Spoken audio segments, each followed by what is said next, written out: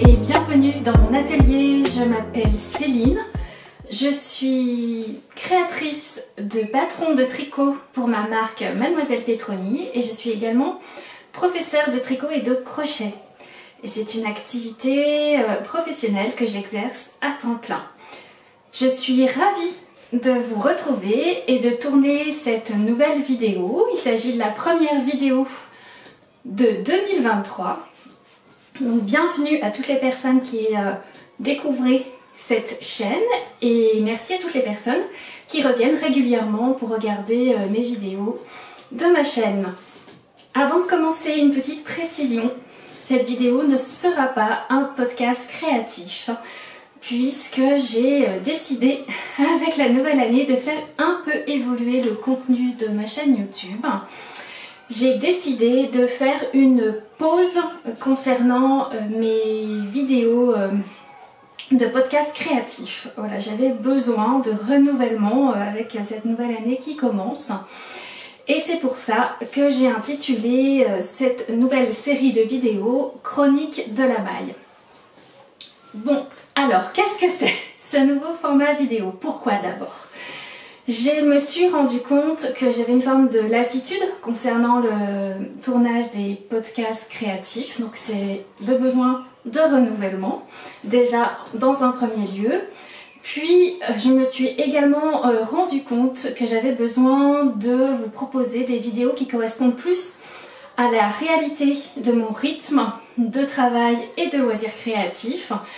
Et c'est pour ça que j'ai décidé, au lieu de passer à une longue vidéo tous les mois, à un format plus court, entre 20 et 25 minutes toutes les semaines. Et chaque vidéo aura une thématique unique. Donc j'aborderai un seul sujet par vidéo. Ensuite, je me suis dit aussi que c'était important pour moi que j'essaye de cibler un peu plus un contenu qui soit en lien avec mon activité professionnelle, mais aussi avec mes valeurs, c'est-à-dire celle de la transmission et du partage. Donc j'espère que c'est ce que je vais arriver à faire dans ces vidéos, sur chaque thématique, d'être assez précise dans les ouvrages que je vais vous présenter, mais aussi dans ma manière d'aborder les arts de la maille et les loisirs créatifs, loisirs créatifs, plutôt orientés travaux d'aiguille, puisqu'il est possible que dans ces vidéos, de temps en temps, je vous parle, que je partage avec vous mes réalisations en broderie, en couture, en filage, voilà, qui sont des activités beaucoup plus de loisirs pour moi, puisque c'est vrai que le tricot a une grande place dans ma vie, puisque c'est mon activité professionnelle. Mais ce n'est pas que mon activité professionnelle, c'est aussi une activité que j'exerce sur mes temps de loisirs. Donc voilà pour ce petit aparté, pour vous expliquer un petit peu pourquoi le changement du titre de mes vidéos, mais aussi je voulais faire quelques précisions d'usage en début de vidéo, simplement vous dire que vous pouvez me retrouver sur les réseaux sociaux également sous le même pseudo, Mademoiselle Petroni, donc Mademoiselle s'écrit M2LE, aussi bien sur Instagram, Facebook et Ravelry. Et puis bien sûr, je continuerai à rédiger des notes d'information de tout ce que je parle dans ces vidéos et je les rédigerai dans la barre de description en dessous de la vidéo. Et ben voilà, donc pour commencer ce premier volet, ce premier épisode des chroniques de la maille, aujourd'hui je vous propose d'aborder un objet que j'ai terminé depuis longtemps. Il s'agit du gilet Vivienne et c'est un design que j'ai créé au début pour moi et que finalement j'ai décidé de sortir en patron. Le gilet Vivienne. Pour certaines d'entre vous, vous l'avez déjà vu dans des épisodes de podcast précédents puisque c'est un projet un peu particulier. Je vais décider de réaliser ce gilet pour qu'il puisse s'assortir à la robe que je porte là. C'est une robe que j'ai dénichée dans une friperie qui est un modèle vintage des années 70, qui est une robe, on va dire, de longueur midi, en carreaux, tout à carreaux, voilà, élastiquée à la taille pour rendre le buste un peu bouffant, avec un décolleté arrondi Et elle est entièrement en laine, en tissu de laine. Donc pour moi c'est une pièce qui est assez précieuse. Je pense que c'est une pièce qui a dû être cousue main.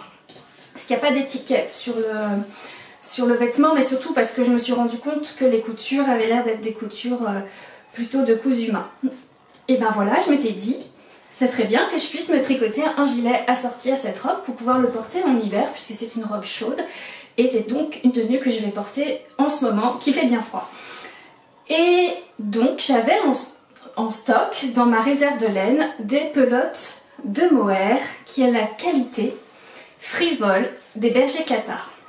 Et je me suis lancée à réaliser un gilet du haut vers le bas, comme vous pouvez le voir, avec des manches légèrement bouffantes et avec un petit motif de côte plate. Voilà, sur toute l'intégralité du gilet. C'est un gilet donc qui est tricoté entièrement dans un fil mohair, Kid Silk mohair, mais il est tenu en double, puisque la qualité frivole des bergers cathares est une qualité d'épaisseur, ce qu'on appelle dentelle, lace en anglais. Et donc moi je voulais quand même quelque chose d'un peu plus chaud qu'avec un seul fil unique, donc j'ai tenu les deux brins de fil mohair ensemble pour pouvoir obtenir le tissu que je voulais.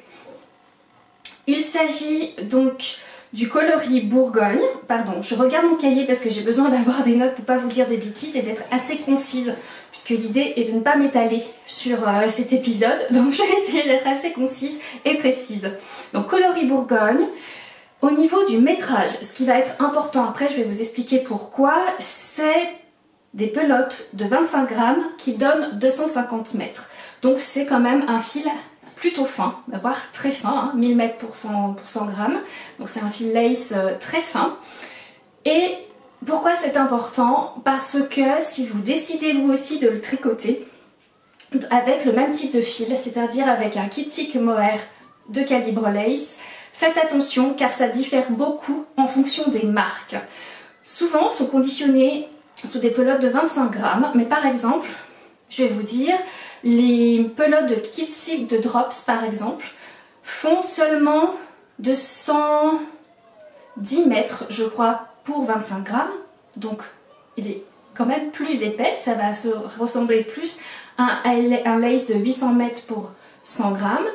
Alors qu'au contraire, le fil lace mohair de chez Lang lui propose 310 mètres pour 25 grammes, donc il est encore plus fin que celui-ci.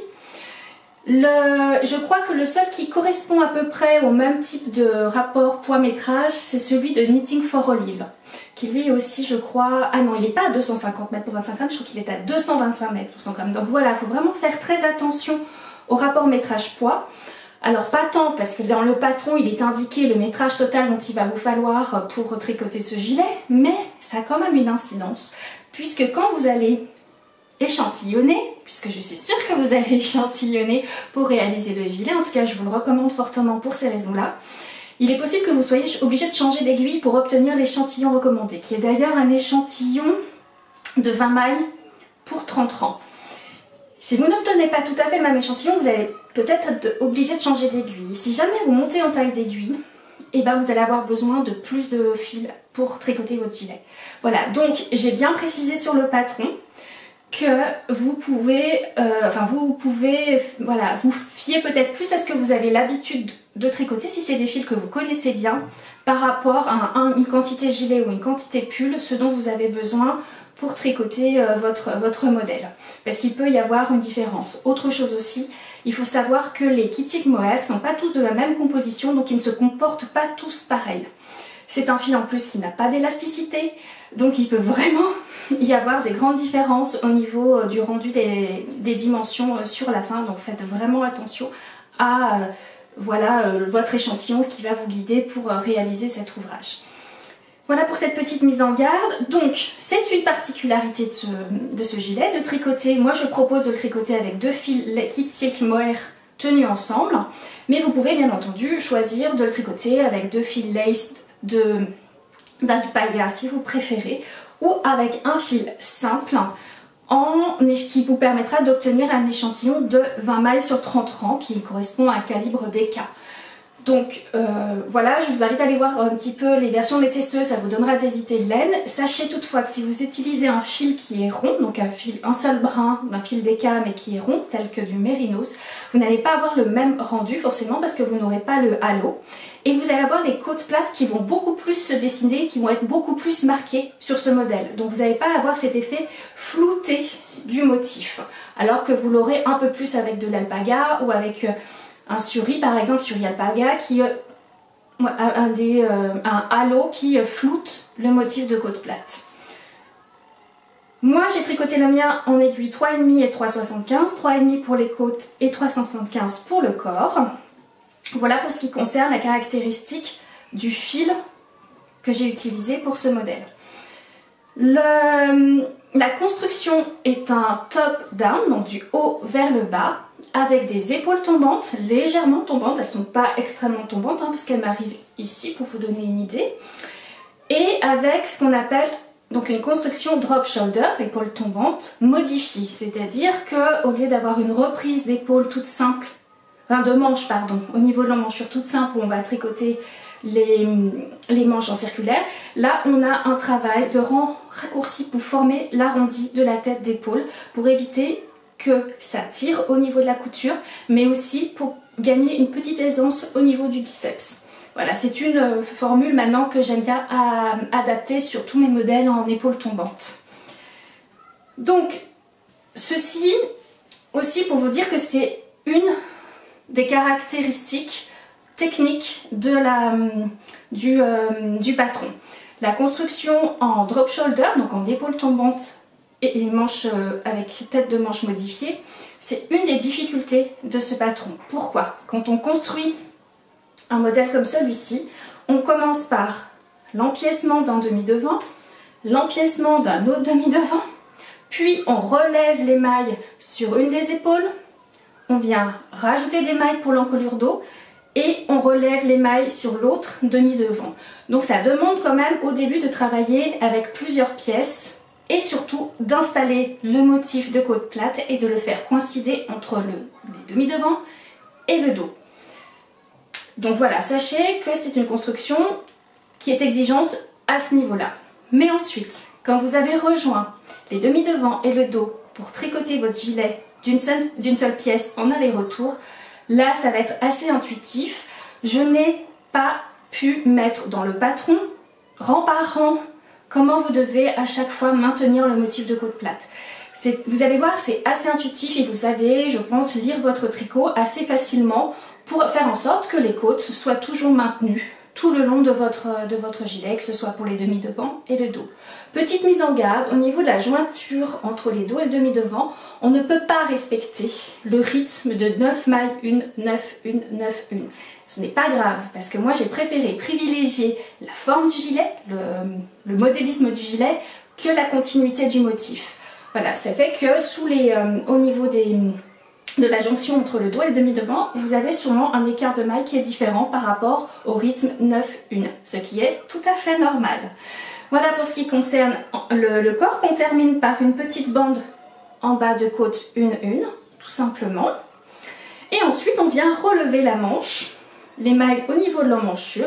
Et comme je vous l'expliquais, à ce moment-là, on vient, avec un travail de rang raccourci, former l'arrondi de la tête de manche, tout en maintenant, et c'est ça une des plus grandes difficultés de ce patron, mais là par contre je vous ai indiqué comment bien maintenir comment bien démarrer pour maintenir la continuité du motif de côte plate. Donc voilà, on tricote les manches en circulaire tout droit et on fait des diminutions drastiques sur un rang au niveau du poignet pour ensuite tricoter le bracelet de manche qui lui aussi se fait en côte 1 et qui est très resserré sur le poignet, mais qui est quand même élastique, qui permet de passer la main sans problème. Je vous propose d'ailleurs un rabat qui est assez élastique pour pouvoir justement passer votre main. Il y a un petit tuto vidéo dans le patron qui vous permet de découvrir ce rabat qui moi j'aime bien, qui n'est pas un rabat tubulaire. Après rien ne vous empêche de faire un rabat tubulaire, mais moi je trouve que mon kitty mohair, ça n'a pas beaucoup de rendu,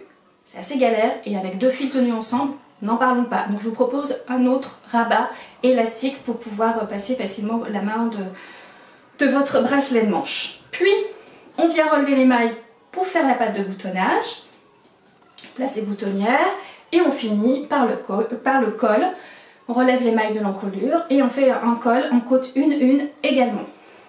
Je précise le diamètre des boutons dans le patron. Je crois que je préconise des 12 mm. C'est peut-être un peu petit. Après moi je trouvais que c'était bien parce que je vous recommande des boutons légers. Le tissu étant très léger, puisque forcément hein, c'est du mohair, vous voyez, il est vraiment très fluide et très léger. Si vous voulez pas que ça se déforme ou que ça pèse trop ou que ça sorte sans arrêt de vos boutonnières, je vous recommande des boutons légers. Moi j'ai pris des petits boutons en plastique, hein, bon, voilà, de chez By Simone. Mais vous pouvez en trouver assez facilement. Vous voyez, voilà, ils sont plutôt petits, mais c'est vraiment pour une histoire de poids. Après 15 mm, je pense que ça passe dans les boutonnières. Là moi j'ai quand même pas mal porté depuis déjà, je l'ai porté plusieurs fois le gilet. Et je trouve que mes boutons ont quand même tendance à sortir des boutonnières. Donc je vais resserrer mes boutonnières avec un petit point de couture pour pouvoir justement faire en sorte qu'ils tiennent bien en place lorsque je veux le porter fermé. Voilà, je crois que j'ai à peu près tout dit pour ce qui concerne la construction de ce modèle. Les caractéristiques techniques. Donc autre caractéristique technique, j'ai placé aussi des rangs raccourcis pour former les pentes d'épaule. Et oui, je pense que c'est à peu près tout. Il y a du relevage de mailles, bien entendu, à la fois pour les manches, les pattes de boutonnage et le col. Et il y a un rabat assez souple que je vous montre en vidéo. De toute façon, il y a beaucoup de supports de tutos vidéo dans le patron, donc pour vous accompagner. C'est quand même un patron que j'ai classé en difficulté 3 sur 5. Justement parce que si vous le tricotez comme moi en kit silk tenu en double, c'est une difficulté, c'est pas évident et c'est pas évident aussi à défaire. Donc si vous avez besoin de défaire parce que vous vous êtes trompé, c'est quand même, vous le savez, pas une chose facile. Et surtout par rapport à la construction et à la mise en place du motif, il faut être assez autonome dans la lecture de son tricot pour pouvoir arriver à suivre le patron. C'est normal, je n'allais pas vous proposer un patron de 30 pages, donc à un moment donné, voilà, je vous indique qu'il faut suivre la continuité du motif, mais vous verrez, c'est franchement très intuitif. Le patron, si tout va bien, vient tout juste de sortir au moment où je publie cette vidéo. Donc la sortie est programmée, donc elle a dû sortir le 2 février. Comme à chaque fois, je propose une remise de 15% sur le prix du patron. Le prix du patron de départ est de 8 €, donc vous pouvez bénéficier de cette remise de 15% jusqu'au 7 février. C'est une remise automatique, vous n'avez pas besoin de code. Important, les tailles 8, 9, 11 et 12, donc 8 ça fait 120 cm, 9 125 cm, 11 136 cm et 12 140 cm de tour de poitrine sur vêtements terminés n'ont pas pu être testés. Je n'ai pas trouvé de testeuse. Donc si jamais vous êtes intéressé par ces tailles, contactez-moi par email uniquement, parce que sinon je pense que vous avez mon email pareil dans la barre de description en dessous de la vidéo pour me dire que vous êtes intéressé de tester ces tailles, voilà. Et je crois que je vais passer à la conclusion de cette vidéo et surtout j'espère qu'il vous plaît. Je sais que c'est un modèle au début que je n'avais pas du tout prévu de sortir, je l'avais tricoté pour moi. Et puis lorsque je vous l'ai présenté en vidéo dans un de mes podcasts, vous avez été plusieurs à me réclamer le patron. Donc voilà, je l'ai fait pour vous faire plaisir. Donc voilà, n'hésitez pas à me dire si vous êtes toujours motivé pour le réaliser.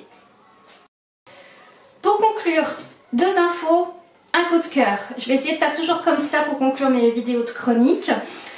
Première info, le mois de février est un mois particulier pour Mademoiselle Petroni, donc qui est la marque de mes patrons de tricot. Je vais vous faire un mois anniversaire puisque c'est le 7 février 2017 qu'est née Mademoiselle Petroni officiellement au niveau du registre du commerce. Et donc vous allez avoir plusieurs opérations, donc je suis toujours très heureuse de pouvoir sortir un nouveau modèle à cette période-là. Puis à partir du 7 février, pendant une semaine, il y aura une semaine de promo sur tous mes patrons, aussi bien dans ma boutique Ravelry que ma boutique Etsy. Donc surveillez bien ça sur les réseaux sociaux. Et là, je vous donnerai un code anniversaire qui vous permettra de bénéficier de cette remise de 30% pendant toute cette semaine-là, cette semaine anniversaire. Et il y aura aussi sûrement un petit patron gratuit qui va donc arriver d'ici la fin du mois de février. Donc restez bien à l'affût de tout ça si ça vous intéresse de célébrer l'anniversaire. Donc ça sera le 6e anniversaire de Mademoiselle Petroni. Autre info concernant ma page Patreon. Si vous souhaitez venir me soutenir sur ma page Patreon, donc ma page Patreon est essentiellement dédiée aux coulisses de Mademoiselle Petroni. Donc là je vous présente un petit peu plus les designs en cours, mais surtout je vous présente tout mon cheminement de mon projet artistique, qui est un virage que j'ai pris dans mon activité, puisqu'il y a une partie de mon activité que j'ai décidé de dédier à l'art textile. Donc dans ce cas-là, je vous invite à venir voir un petit peu, si vous êtes curieux, ce que j'entends par art textile autour des arts de la maille. Et notamment, vous pouvez retrouver pour un abonnement unique 2 articles mensuels. Donc il y a une semaine où je publie un article plutôt consacré à une technique, donc ça peut être un tutoriel ou un article technique. Il peut y avoir un article d'inspiration, il peut y avoir également un article concernant aussi ce que j'aime voir ailleurs, peut-être d'autres artistes ou d'autres designers. Qu'est-ce qu'il y a comme thématique? Ça, c'est les articles écrits. Je propose également un article audio, donc un podcast à écouter tous les mois. Et vous avez enfin un studio vlog que vous pouvez suivre également tous les mois. Chaque mois, vous avez accès à ce contenu-là pour un abonnement unique à 4 € hors taxe. Pour le mois de janvier, il y a une petite surprise. C'est un patron gratuit, voilà, je vous en dis pas plus, mais peut-être un jour je vous en parlerai. Si vous voulez vous abonner dès maintenant, sachez que vous avez accès à toutes les archives que j'ai publiées depuis 1 an sur ma page Patreon. Donc vous pourrez découvrir quel est ce patron gratuit. Voilà pour ce qui concerne ma page Patreon. Et enfin, pour terminer cette vidéo, mon coup de cœur de cette semaine, c'est un tuto vidéo sur YouTube qui concerne le crochet. J'ai découvert cette vidéo, il s'agit de la chaîne de Claire Nuance et la vidéo s'appelle « La vidéo pour débuter au crochet ». Et honnêtement, en 20 minutes, elle vous démontre les bases, les points de base et les choses à comprendre pour débuter au crochet, et je l'ai trouvée très bien faite cette vidéo. Donc je vous la recommande fortement si vous avez envie de vous mettre au crochet, vous remettre au crochet, que vous avez eu des difficultés au départ et que voilà, essayez avec cette vidéo, ça peut vraiment, je pense, vous permettre de vous lancer. Et bien voilà pour cette fois, j'espère arriver à faire les 25 minutes, je ne pense pas. Je pense que j'ai dépassé, mais je vais faire en sorte que les prochains épisodes tiennent bien dans les 20-25 minutes. Merci d'avoir regardé jusqu'au bout, j'espère que ce nouveau format va vous plaire. N'hésitez pas aussi à me dire en commentaire ce que vous en pensez. De toute manière, je vais vraiment me tenir à vous proposer une vidéo toutes les semaines pendant quelques temps. Je veux faire cet essai-là, une thématique par épisode. Voilà. Et je vous embrasse, je vous dis encore un grand merci et vous dis à vendredi prochain. Au revoir.